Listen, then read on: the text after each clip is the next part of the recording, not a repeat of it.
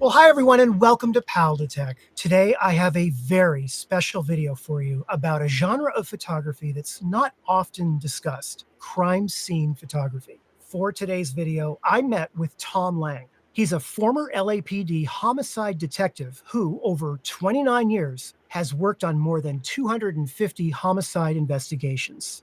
Most notably, Tom was the lead detective in the O.J. Simpson murder investigation in 1994. Now, Tom's legendary expertise has earned him over 60 commendations, and his bravery earned him a Bronze Star in Vietnam as a sergeant in the U.S. Marines. Today's video is divided into two sections. In the first section, you will learn a lot about crime scene photography. And in fact, we will be taking a journey from the moment the photographer arrives on the scene all the way up and following the photographs until they arrive into the courtroom. The second part of today's video is very special, and we are going to focus exclusively on the O.J. Simpson case. Now, I must tell you that at times we did have some audio issues, so closed captioning is available. Because this is a photography education channel, I normally would never alter someone's photos. However, in the final stages of editing, I did make the decision to black out certain areas of the victims in the photos. All of the other photos and footage are uncensored.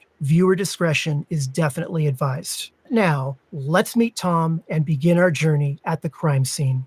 Welcome, Tom. It is an honor to have you on the show. I have so many questions for you. You have a job, essentially, where you are literally seeing the aftermath, in many cases, of the worst of the worst of the worst. And how do you compartmentalize that and be able to do it so successfully for so long? You have to be able to psychologically separate yourself from what's in front of you because you're there to do a job. At a crime scene, a victim now become evidence. What exactly is a crime scene? Well, very good question, and this is why. When you first arrive at a crime scene, I'm not interested in going right to the victims. I'm interested in the scene itself. If somebody commits a murder and then takes off, they'd have to go somewhere because they're still not here. So wherever they went is an extension of the crime scene. So a crime scene is not just where the bodies are. You can extend it out. As far as the Simpson case goes, and it's a good one to use here, we had Bundy Drive completely closed down for a block in either direction, plus across the street, plus the alley behind the location, plus Dorothy Street, which was off to the south, because this is where Ron Goldman parked his girlfriend's car when he came to the crime scene. So you want to secure as much as you can because you're only going to get one shot at this. And of course, a major part of that memorialization is photographs. This case initially over 1,000 still photographs. Now, this crime scene became expanded to the extent where there were additional crime scenes associated with it. The first day on the job, we ended up with technically 3 different crime scenes that were connected. At the Bundy crime scene, you had Rockingham once the glove was discovered. Thirdly, we had the Blanco, which was parked out in front of Rockingham. So that whole area, this expands out. You've got evidence in these 3 locations. Now, when you throw the media on top of that, within hours, that just confounds everything you're doing. You can't be everywhere at once. You never have enough people because his media has more resources than the police department. They can get around easier than the police department. At Bundy, across the street, there's a little knoll. We were setting up cameras on this knoll shooting down onto the crime scene. So I was asked, well, you shouldn't cover a victim at a crime scene because you could have contamination from that garment that's covering. That's true. But you also have other considerations. As I stated earlier, in a crime scene, the victim is in fact evidence. The location of the victim is evidence. How that victim is dressed is evidence. Any blood trailing on the victim is evidence. Folds in the clothing is evidence. Wearing shoes or not wearing shoes is evidence. Defensive wounds are evidence. In this case, her wristwatch had stopped at a certain hour. That was evidence. All of these things can be compromised to the media across the street. Evidence at a murder scene, you want to be the other one that knows about it because sooner or later you're going to have witnesses and hopefully suspects. And if the world knows all about this evidence and all your little secrets are out there, you're not going to get very far. So you want to protect that. That's why the blanket was put on that particular victim. Let me ask you this. You had a photographer. Do you direct what they shoot, how they shoot it? How does that work? Photographer shows up. What happens next? They sign in when they get there, and they essentially will be working with you. Mr. Rokar, would you please tell the ladies and gentlemen of the jury what you do for a living?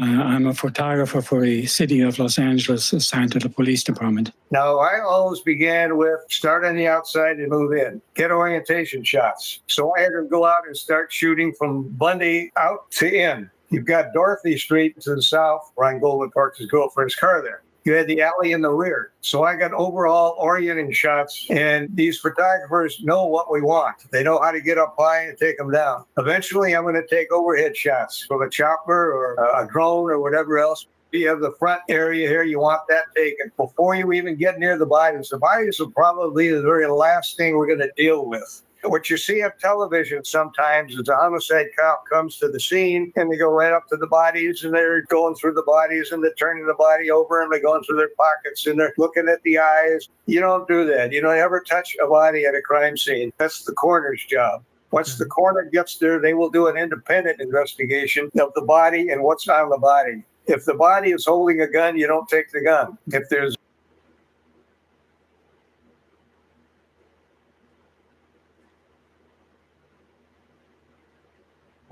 All right, ladies and gentlemen, I would have to say that this was one of the greatest court cases, public TV court cases ever.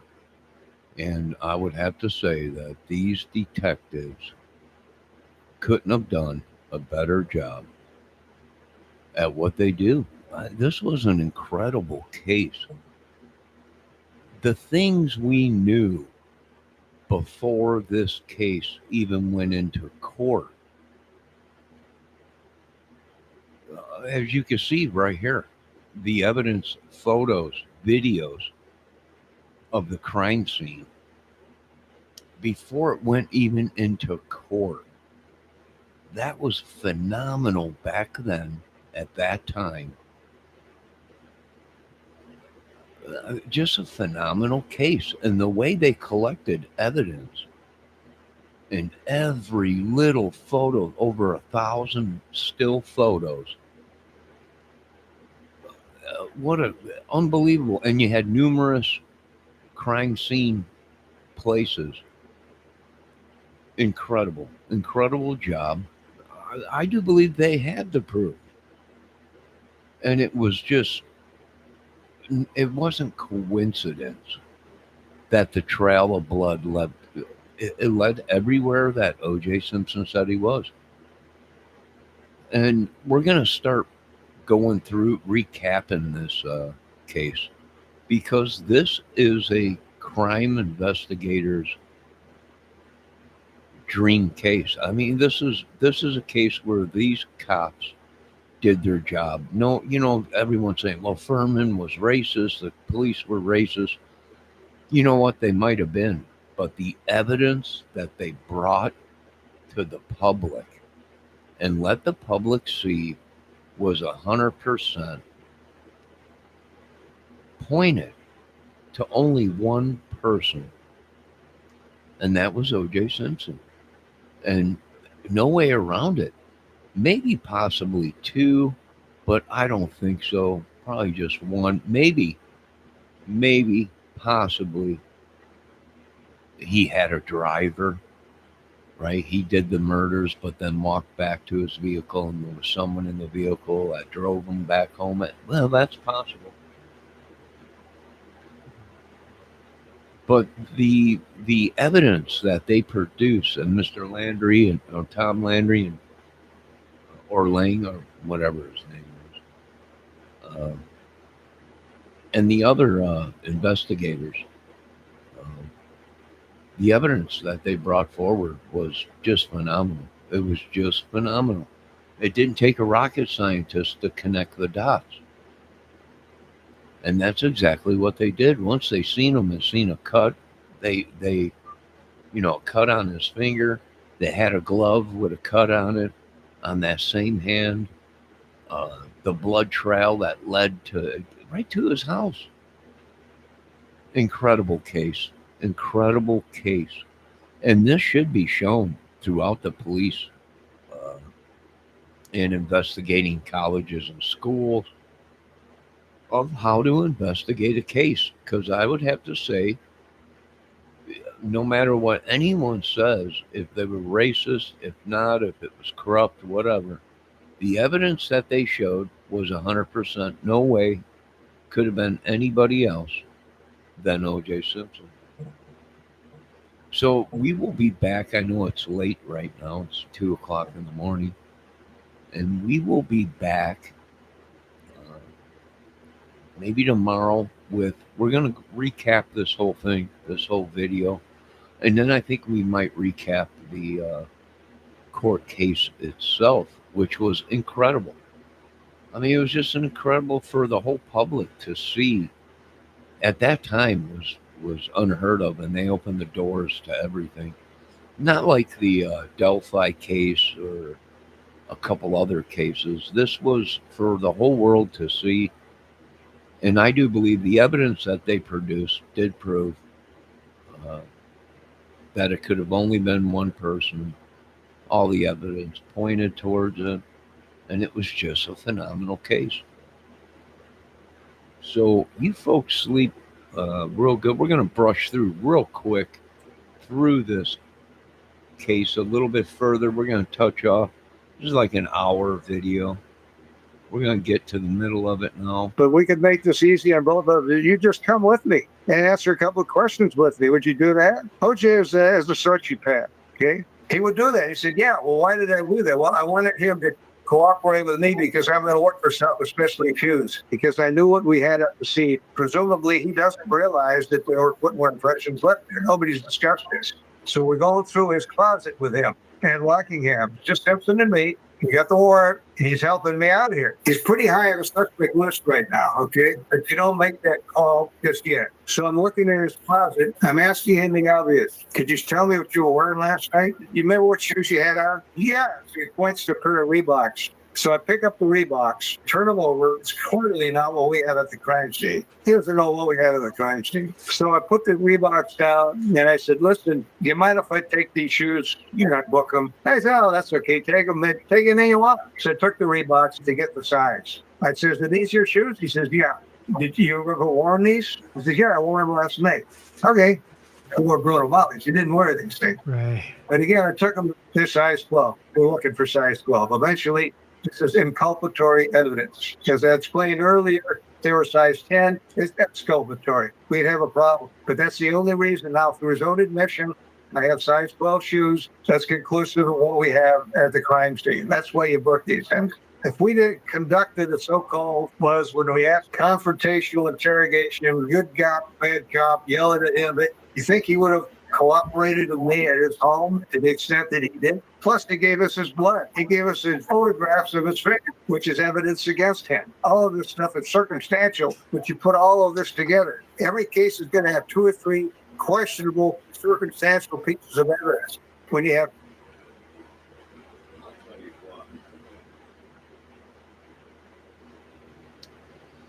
I'll tell you what, this cop knew exactly what he was doing. Right? He walked in there. They were looking for a size 12. And, well, OJ, can we take these shoes? Well, on his way out, what size are they? Size 12. Oh, shit. This dude knew exactly how to run a case. Now, whether Los Angeles at that time was corrupt or not, racist, whatever they said, you had to put that aside and you had to look at the evidence and the way they collected it. They made him feel like he was a superstar, right? He probably buttered him up. Hey, LJ, I know this is a pain in the butt. You know, I can't believe these people think, what size shoe you wear? Can I take them shoes? This is just this is just common thing we do and stuff. No biggie. The technique that they used, the photographer, the camera guy that they brought in to photograph all this stuff, that dude knew what he was doing, because the photos they got are incredible. Footprints that you can see plain as day. Blood drops that led all the blood in the Bronco and everything. How can you say he was innocent? And then they tell him to come back from Chicago. He took off to Chicago. and they tell him to come back, or he went somewhere, and they tell him to come back. He comes back the next day, and he's got a massive cut on his finger where they have the glove that with a. I mean, it's just incredible. They knew exactly what was going on, and that's how you do a case, man. These guys, they didn't play around. This dude knew what he was doing. For these people that say, "Oh, it was corrupt, contaminated," even with contamination, the evidence still that they had, he was guilty.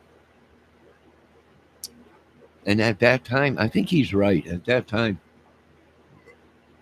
they were worried about riots and all kinds of crap and everything. And the Simpson didn't want him to touch it. This little container has never been seen since. He tells me the story, and so I says, "Where are you now?" He says, "Well, I'm at work." I says, "Are you near LAX at all?" He says, "Yeah." This is okay, fine. We're on our way. So I grab Phil, I grab another detective, and I grab a photographer. So the guy shows up at the airport. We look around. There's no video cameras.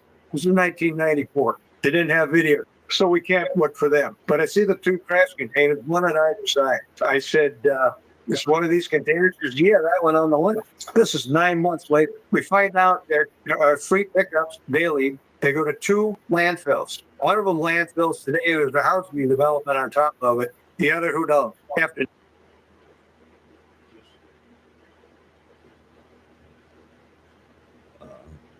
Wow, just an incredible case. Okay, so we will be back maybe tomorrow or this weekend. And we're going to start with this video, and then I think we'll go into the OJ case, the court case, and what occurred before the court case, how this all happened. And I have to say, it's just an incredible case, a credible investigation.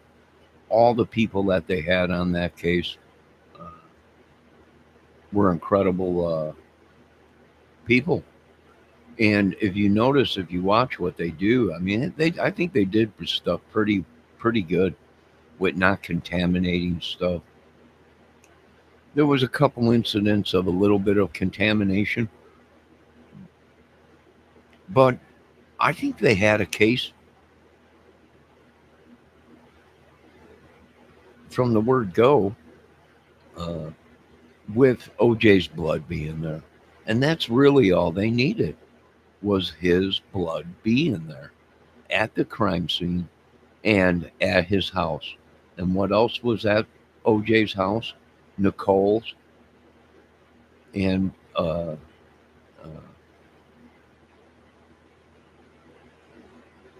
the other guy, the guy that she was with, Ron Goldman, his blood at his house. There was no way around it. You know what the chances are of OJ's blood being at the crime scene, and they go to his house and then they find Nicole's blood there and Ron Goldman. You couldn't get the odds. They knew exactly what they had, and I can't believe that he wasn't found guilty, which was crazy. So we will be back tomorrow or this weekend with a recap on the O.J. Simpson case of how to investigate a case. And boy, did they ever do their job right. And I would have to say, if you want justice and you want your court system back, you open the courts to everything. And they showed everything. In 1994, this was 94, 95, 96. They showed everything. There was nothing that wasn't shown. They said, here it all is. This is the evidence. Read it and weep. And that's all they could do. It was shocking. But we're going to recap it. And hopefully we get to it. You folks sleep good. Have a good night. God bless. All glory to God. We don't know all the Bible verses, and we don't know them all by by heart and all that, but we believe in God on this channel, and that's pretty much it. We want to believe in something good on this channel other than something evil. You folks have a good night. Lock your doors, your windows, sleep good. We'll see you another day.